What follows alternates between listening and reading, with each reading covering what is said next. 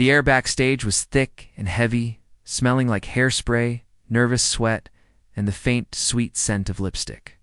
It was a chaotic world of buzzing energy, a place where dreams were either born or quietly laid to rest. And in the middle of all this controlled chaos sat a tiny island of calm. Her name was Anya, and she was 6 years old. She was perched on a hard wooden chair that was much too big for her, her small legs dangling high above the scuffed linoleum floor.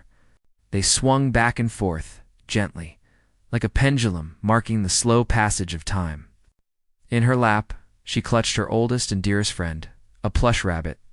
The rabbit was well loved, to put it mildly.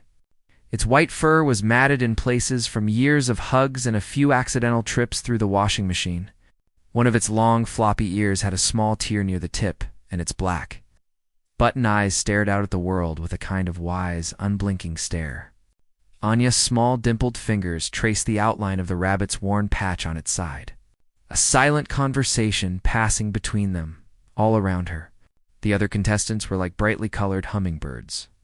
A group of girls, probably 10 or 11 years old, were stretching in the corner, their lean limbs bending in impossible ways as they gossiped about the dance routine they were about to perform.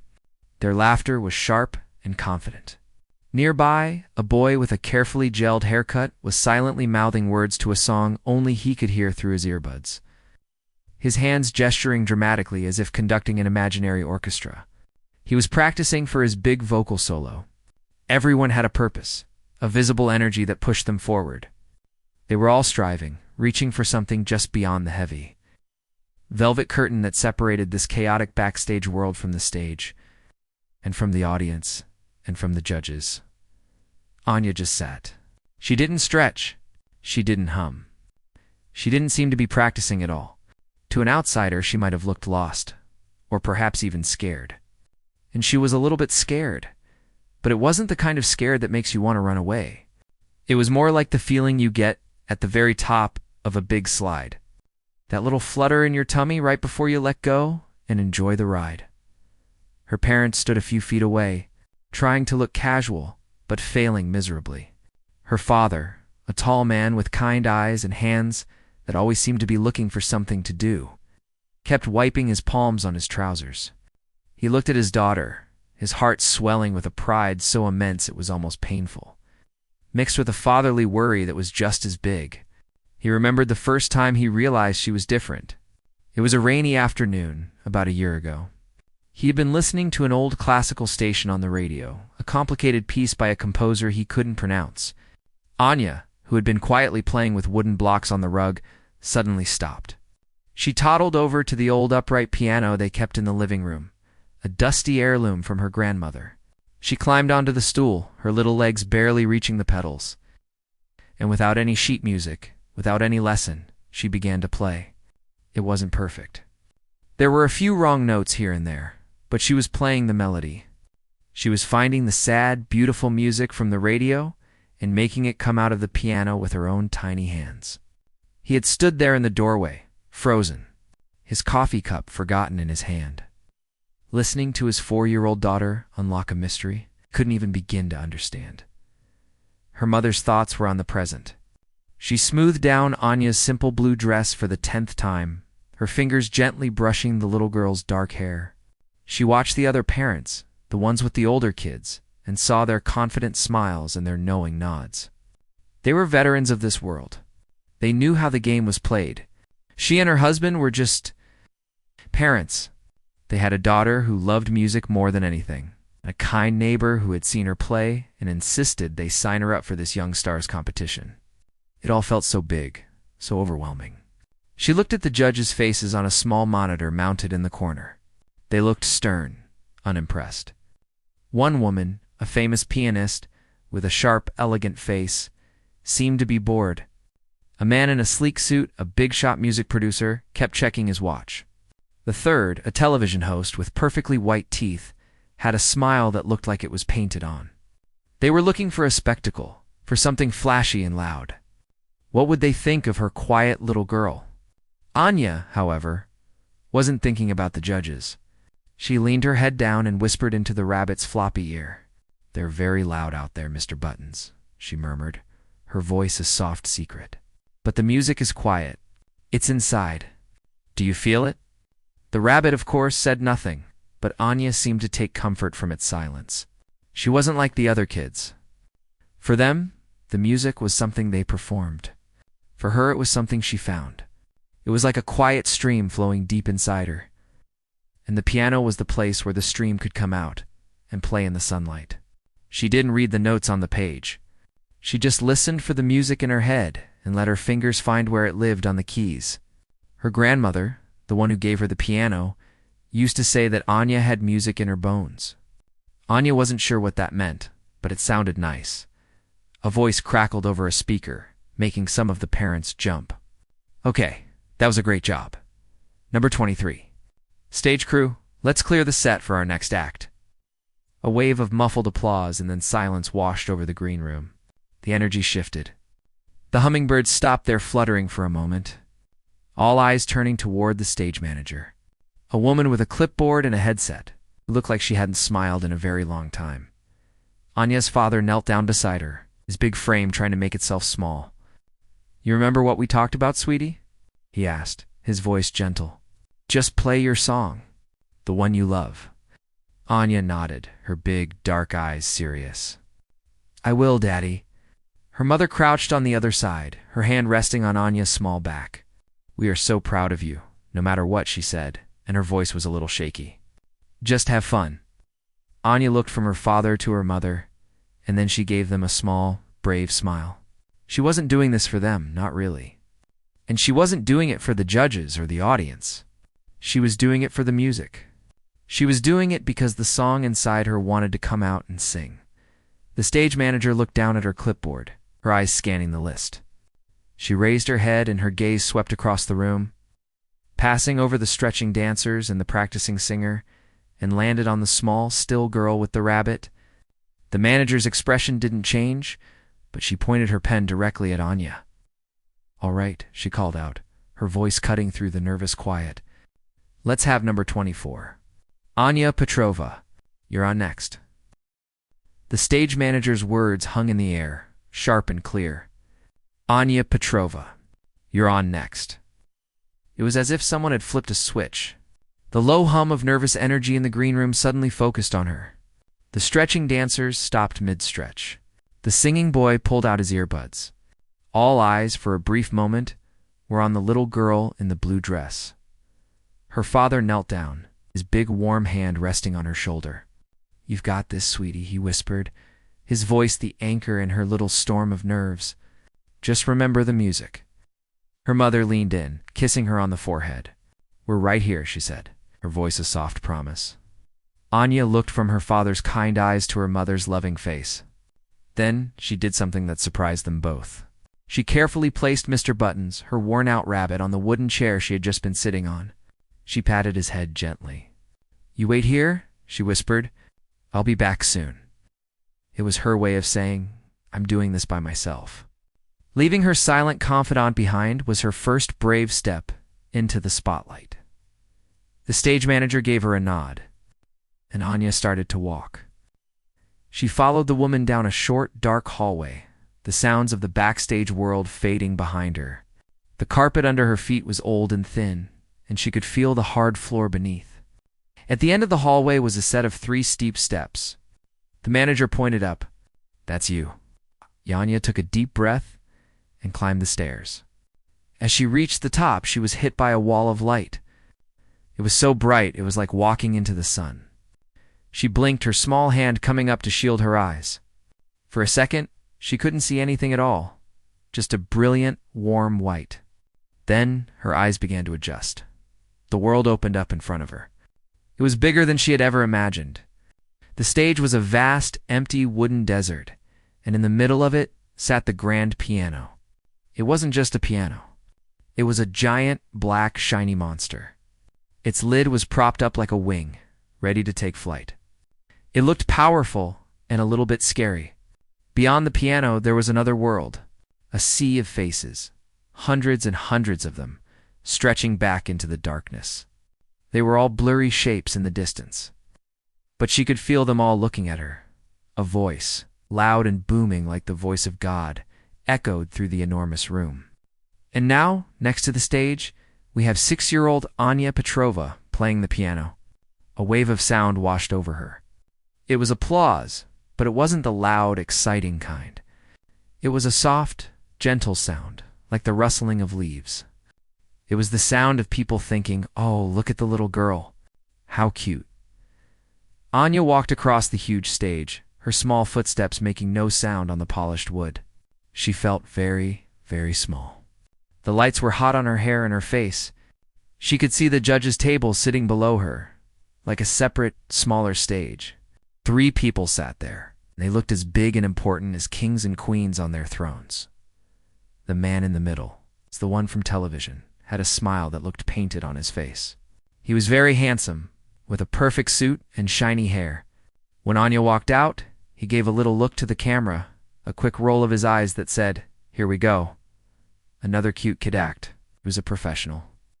He knew how to play to the audience. He was already thinking about how he would introduce her. "Well, folks, the cuteness factor is off the charts tonight," he would say.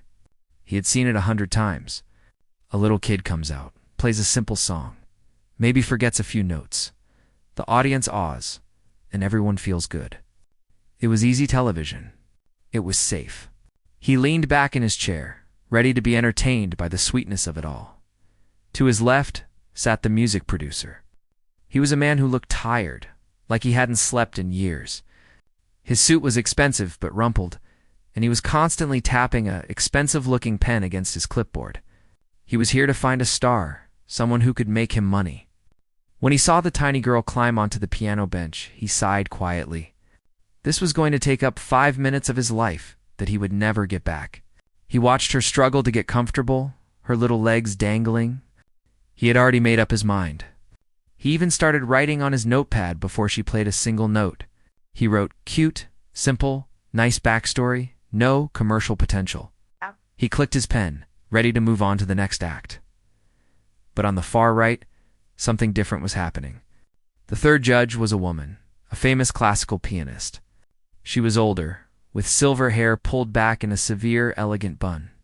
She sat perfectly straight, her hands resting gracefully in her lap. Her face was a mask of professional calm, but her eyes were sharp and missed nothing. She had seen thousands of young pianists, many of them technically brilliant, but soulless. She was looking for something real. When Anya walked out, she felt the same flicker of patronizing sympathy as the others. The child was adorable. But then, she watched as Anya reached the piano. The girl didn't just hop onto the bench. She stopped. She looked at the keyboard. Then, she wiggled her body forward on the bench, moving it an inch to the left, then another inch forward. It was a tiny, almost invisible adjustment. But it was the adjustment of a professional. It was the movement of someone who knew, instinctively, the exact position their body needed to be in to reach the notes properly. The pianist leaned forward ever so slightly, her mask of boredom cracking just a little. A tiny spark of curiosity lit up in her eyes. That was not the action of a typical 6-year-old. Anya was now face to face with the monster. She had to slide all the way to the edge of the bench just to reach the pedals, which she knew she wouldn't be able to use anyway. Her feet just swung in the air under the piano. She placed her small hands in her lap for a moment, looking at the black and white keys. They were like a city of buildings, some tall, some short, waiting for her. The noise of the audience, the heat of the lights, the heavy stares of the judges sit, all started to fade away. It was like she was sinking into a quiet, warm bubble. The world outside the bubble disappeared. There was only her and the piano and the quiet stream of music that was beginning to flow inside her. She took another deep breath, her small chest rising and falling. She was no longer a little girl on a big stage. She was in her own world, a world made of sound and feeling, and she was ready to let the music out. Anya took a deep breath, her small shoulders rising and falling like a tiny wave. The world had shrunk to the size of the piano keys in front of her. The hundreds of blurry faces in the dark, the hot lights, the judges staring down at her, had all melted away, leaving only a quiet, focused space in her mind. She placed her small fingers on the cool white ivory. They looked so tiny against the long rows of keys. like little birds perched on a telephone wire. She began to play. The first few notes were simple, almost hesitant. A gentle, childlike melody drifted out into the huge room. It was a sweet, simple tune, the kind of song you might expect a 6-year-old to know. In the audience, a few people smiled fondly. It was cute, just as they had thought. On the judges' panel, the television host's Panadon's smile widened. He gave a slight, almost invisible nod to the producer. See, adorable. This was perfect for the show. It was a heartwarming moment, a nice little break between the more serious acts. He was already mentally rehearsing his lines for when she finished. Well, I think we found our youngest star tonight. Let's give a big hand for the lovely Anya. The producer, who had been tapping his pen, stopped. He listened to the simple melody. It was pleasant, but unremarkable. He picked up his pen again, ready to write his final notes. Technically basic, he would write, charming, but lacks depth. Not for us.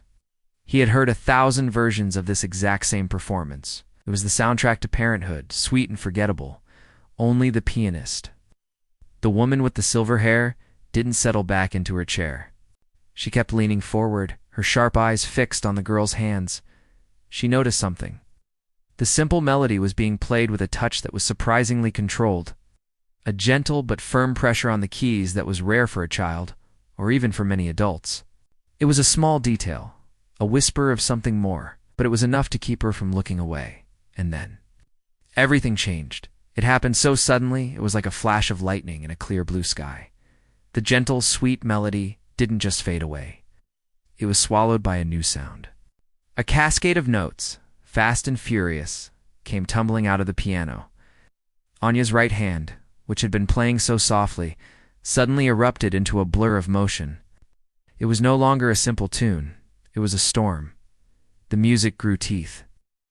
It became complex, powerful, and filled with a raw, jagged energy that seemed impossible to come from such a small person. The host's smile froze on his face, then slowly melted away like ice in the sun. His head tilted slightly, his professional mask slipping. He wasn't looking at the cameras anymore. He was staring, his mouth slightly open, at the little girl on the bench. The producer's pen fell from his fingers and clattered onto his clipboard. He didn't even notice. His commercial mind, the part of his brain that was always calculating profit and marketability, went completely silent. He was just a man in a chair, listening to something that was breaking all the rules he thought he knew. The music wasn't just fast, it was alive. It had a story to tell, a story of struggle and passion, and it's a beautiful fight. Anya's body began to sway with the music. Her small frame rocked back and forth, her whole being poured into the performance. Her left hand, which had been resting in her lap, now joined the storm. It pounded out deep, thunderous chords that shook the very floor of the auditorium. The contrast was breathtaking. Her right hand was like a bird, soaring and diving through a sky of intricate, lightning-fast melodies, while her left hand was the storm itself, a giant's roar of emotion that gave the bird its reason to fly. The pianist, the expert, was the most shaken of all. A single tear escaped her eye and traced a slow path down her cheek. She didn't wipe it away. Her hands were clasped together in her lap, her knuckles white. She knew what she was hearing. It was a piece that required a level of skill, strength, and musical understanding that took most pianists decades to master. The technical difficulty was immense, but that wasn't what was making her heart pound in her chest. It was the feeling. Anya wasn't just hitting the right notes. She was pouring her soul into every single one of them. The music was filled with a profound sadness, a deep longing that felt ancient, as if it had been waiting inside this little girl for 100 years to be set free. And then, in the middle of the sadness, there would be a burst of defiant joy, a flash of brilliant hope. It was the sound of a human heart, in all its messy, beautiful complexity, being laid bare for the world to see. In the audience, the polite smiles were long gone. People were leaning forward in their seats, their faces lit by the stage lights, their expressions a mixture of shock and awe. The whispering had stopped completely. A profound, heavy silence had fallen over the entire auditorium, the kind of Silence that only happens when everyone in the room is holding their breath. You could almost feel the collective thought of 1,000 people. How is this possible? Aniel's father was peeking through a small gap in the heavy velvet curtain at the side of the stage. He had seen his daughter play many times in their living room, but this was different. Here, under the bright lights, with the grand piano singing under her hands, she was transformed. He wasn't just watching his little girl anymore. He was watching a force of nature. He saw the intense look on her face, her brow furrowed in concentration, her lips slightly parted. She wasn't thinking about what to play next. The music was playing her door. It was flowing through her, and she was just the vessel, the tiny, perfect vessel that was giving it a voice. His heart ached with a love so big it felt like it might burst. And he felt a chill run down his spine, the chill of witnessing something truly miraculous. The music built to a frantic, breathtaking climax. The notes came faster and faster, a whirlwind of sound that seemed to defy the laws of physics. Anya's small hands flew across the keyboard, a blur of motion that was almost too fast to see. It was a cry of pure, unadulterated passion, a final, desperate statement from the heart of the music itself.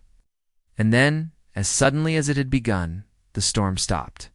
Anya's hands came down on the keys, striking one final, thunderous chord that echoed through the silent hall. The sound was huge, a giant's last word, and it hung in the air like a shimmering curtain.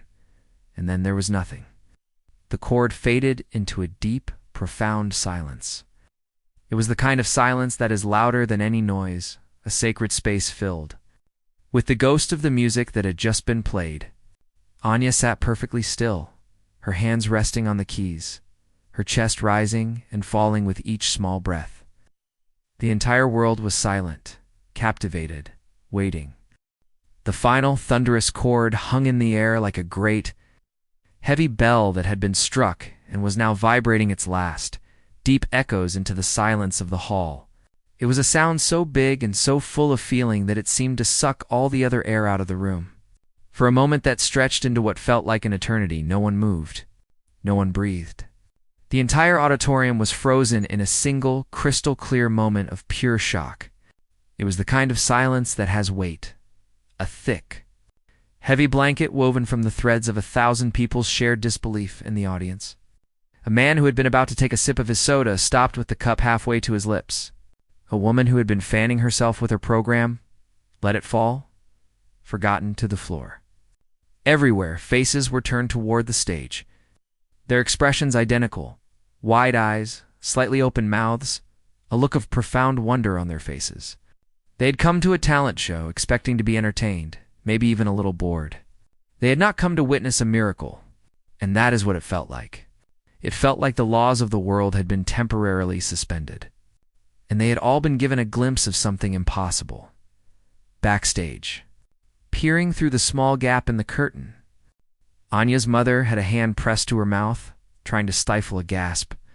Tears were streaming down her face, silent and unstoppable. Her husband stood beside her, his arm wrapped tightly around her shoulders, his own eyes shining. He wasn't just a proud father anymore. He was a witness, and the enormity of what his daughter had just done was crashing down on him. He had always known she was special, but this was something else entirely. This was a message from a place he couldn't understand. It's delivered through the hands of his little girl. On stage, Anya sat perfectly still. Her small hands rested on the keys, her fingers still touching the ivory and ebony that had just unleashed such a storm. Her head was bowed slightly, her dark hair falling across her face. She seemed to be listening to the last remnants of the music as it faded away into the rafters. She was not waiting for applause. She was not looking for approval. She was simply being with the music, giving it a moment to rest before it disappeared completely. She was a tiny statue in the center of a vast, silent world. The spell was finally broken by a single sound from the back of the auditorium. It was a sharp, audible gasp, someone letting out the breath they had been holding for far too long. It was like a crack in a dam. Another person started clapping. It was a single, lonely clap at first, then another and another. It wasn't a polite applause.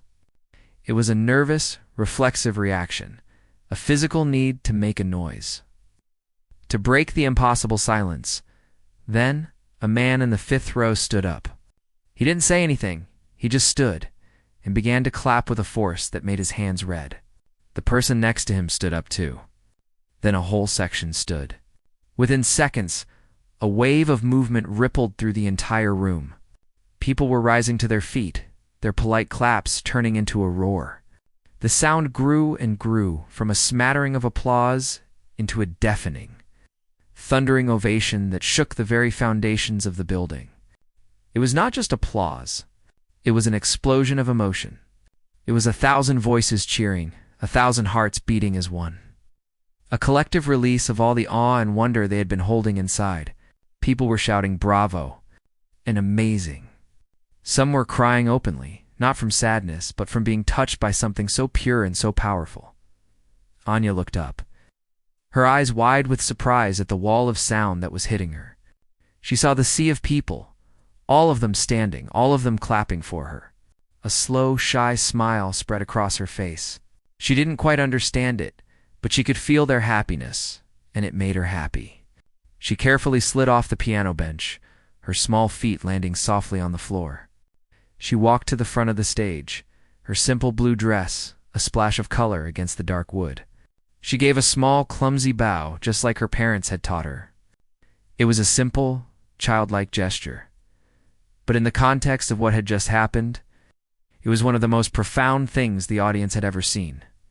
The judges' panel was a picture of chaos. The television host's professional mask was completely gone. His painted-on smile had vanished, replaced by a look of raw, unfiltered shock. He was leaning so far forward in his chair, he was in danger of falling out. He looked at the little girl, then at the audience, then back at the girl, as if trying to convince himself that what he had just heard was real. He had hosted this show for 5 years, and he had never, ever felt anything like this. He felt a strange, familiar feeling bubbling up inside him. It was humility. The producer was staring at his clipboard, but he wasn't seeing it. His expensive pen lay on the floor, forgotten. His mind, which was usually a whirlwind of numbers, demographics, and marketing strategies, was completely blank. All the cynical thoughts, all the quick judgments he had made just a few minutes ago, had been incinerated by the fire of that music. He just kept shaking his head slowly, a gesture of total and utter disbelief. He wasn't looking for a star anymore. He felt like he had just seen the universe being born. It was the pianist who was the most visibly moved. The single tear on her cheek had been joined by others, and she wasn't bothering to hide them. Her perfect, elegant posture had crumbled, and she was leaning forward with her elbows on the table, her hands covering her mouth. She, more than anyone, understood the sheer impossibility of the performance. The technical difficulty was one thing, but the emotional depth, the maturity, the soul, that was not something that could be taught. That was not something that could be learned. That was something you were either born with or you were not. And this 6-year-old child was born with it in abundance. As the applause began to quiet down slightly, the host finally found his voice. He leaned into his microphone, and for the first time all night, his voice was not smooth and practiced. It was rough, shaky, and full of genuine emotion. "Anya," he began, then had to stop and clear his throat. "Anya, that was..." Wow, he couldn't find any other words. "Wow," was all he had. It was enough. The producer just shook his head again, unable to speak. It was the pianist who spoke next. She lowered her hands from her face, her eyes red-rimmed, but shining with an intense light. She leaned into her microphone, her voice thick with a feeling that was part awe, part reverence, and part a desperate need to understand. "Anya," she said, her voice barely a whisper, but somehow carrying to every corner of the silent hall. "That was one of the most moving things I have ever heard. Please, tell us, how long have you been playing? Who is your teacher? We must know who your teacher is." A hush fell over the crowd again. Everyone leaned in, waiting for the answer. This was the question on everyone's mind. Who was the genius who had trained this child? Anya looked at the woman with the silver hair. She seemed nice. Anya thought for a moment, her head tilted to the side. I don't have a teacher, she said softly, her voice clear and innocent into the microphone. The pianist blinked. I don't understand, sweetheart. You must have a teacher. Someone who taught you that? That masterpiece. Anya shook her head. No, she said simply. I don't have a teacher. I just listened to the music in my head. She paused, then added, my grandma used to play for me. She had a piano just like this one. But she's gone now. I just play what I remember she sounded like. A revelation hit the room like another physical wave. A collective murmur went through the crowd, a sound of pure astonishment. No teacher, just the music in her head, the ghost of her grandmother's music. It made the performance even more incredible, even more miraculous. The host just stared, his mouth open. The producer put his head in his hands. And the pianist, the expert, just sat there. Tears streaming freely down her face, looking at the little girl as if she were looking at an angel. The story had just become deeper, more beautiful, and more unbelievable than anyone could have ever imagined. The pianist's words, my grandma used to play for me, hung in the air, soft and powerful, like the last note of a beautiful song. For a moment, the entire auditorium was silent again, but this time it was a different kind of silence. It wasn't the silence of shock, but the silence of understanding. The impossible performance suddenly made a strange, heartbreaking kind of sense. The music wasn't just a display of talent. It was a memory. It was a love letter. It was the sound of a little girl keeping her grandmother's spirit alive. With every note she played, the judge with the silver hair, the famous pianist, finally lowered her hands from her face. She took a deep, shaky breath, and when she looked at Anya, her eyes were filled with a warmth that could have melted steel. She was no longer a judge looking at a contestant. She was a musician looking at a kindred spirit, a soul who understood the secret language of music. Thank you, Anya, she said, her voice thick with emotion. Thank you for sharing that with us. You see, there are two kinds of musicians in this world.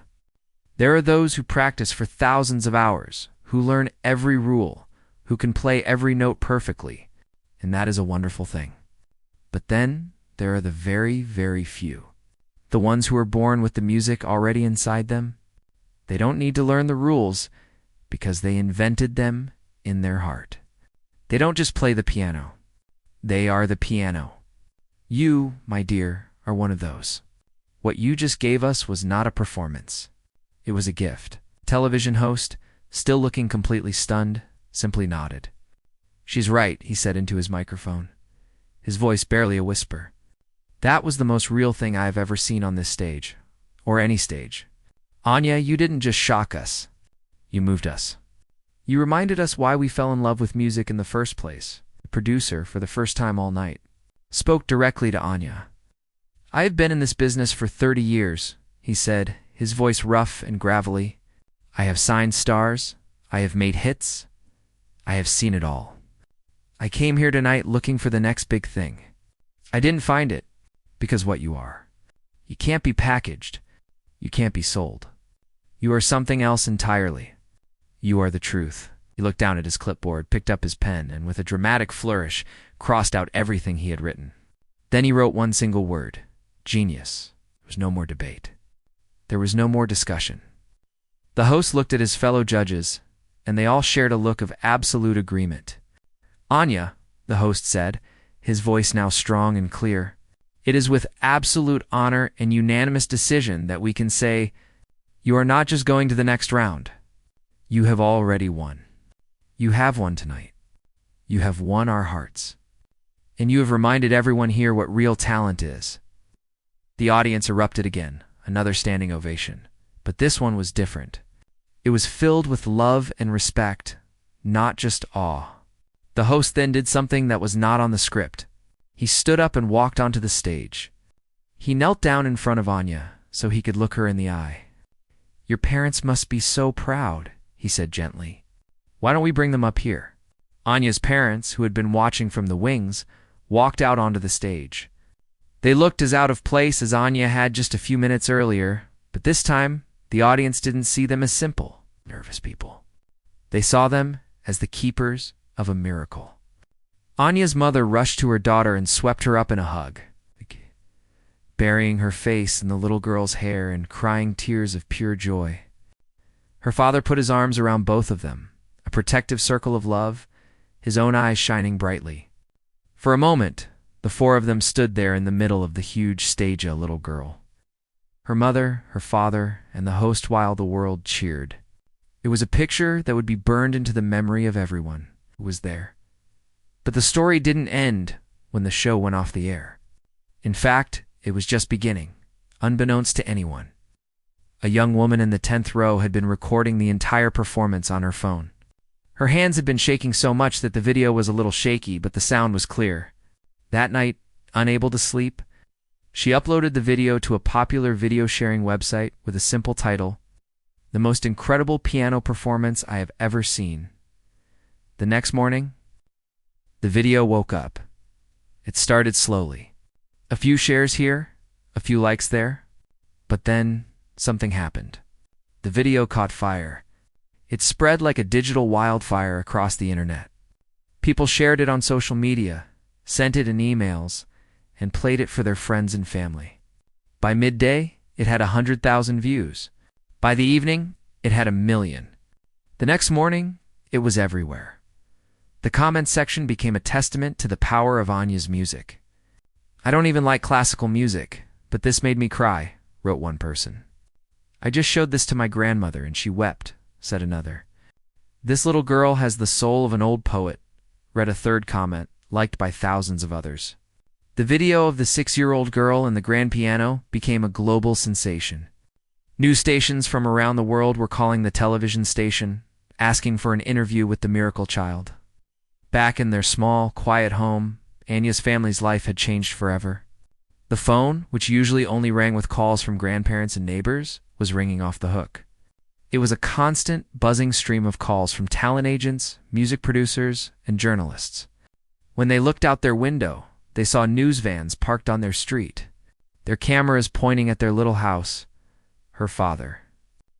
A man who valued his privacy and his quiet life was overwhelmed and worried. He fielded the calls, his voice firm but polite, turning down offers that seemed too good to be true. He was not interested in making his daughter a product. He was interested in protecting her. Her mother was amazed, but also a little frightened. She watched the video online, reading the thousands of comments from people who had been touched by her daughter's gift.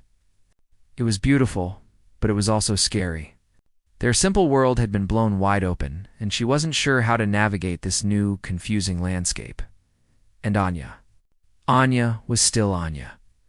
While the world was calling her a genius and a prodigy, she was in the living room, sitting at her old, dusty, upright piano. She wasn't playing the big, dramatic piece that had made her famous. She was playing a simple, sweet melody, a new song that was just starting to form in her head. Her feet dangled just like they always did. Her parents stood in the doorway, watching her, not with awe, but with a deep, quiet love.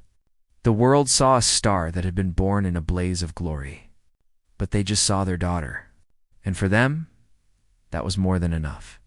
The music was still inside her, quiet and pure. And as long as she was happy, that was all that truly mattered. The performance had shocked the world, but the real magic was the simple, enduring love of a little girl for the music that lived in her heart.